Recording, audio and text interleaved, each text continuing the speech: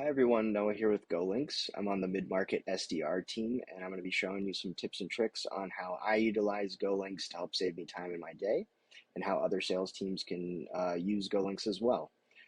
One thing that I'm in constantly every single day is Salesforce. I have a specific link called go/SDR dashboard, and that takes me directly to the dashboard for us SDRs. It shows me all of my meetings, how they're dispositioned, my pipeline, any of the opportunities I've created, how many emails I've sent out daily. Um, and this really helps me every single day, just not having to fight through Salesforce, figure out which report and which dashboard I want to look at. This just takes me instantly to what I'm looking for. One of the other things in the SDR role that I'm constantly being asked for is customer stories and or like one pagers and more information.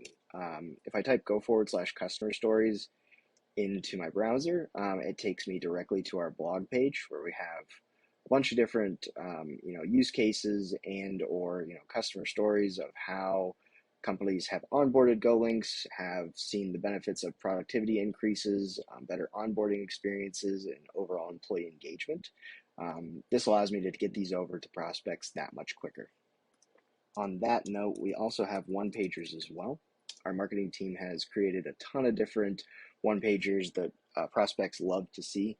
By typing go/one-pagers into my dashboard, it takes me to that specific part of our drive, where I can see, any of the different one-pagers that we have of like why GoLinks, and even back down to the buyer personas of like IT, engineering, and how they specifically are utilizing GoLinks in their teams to save time.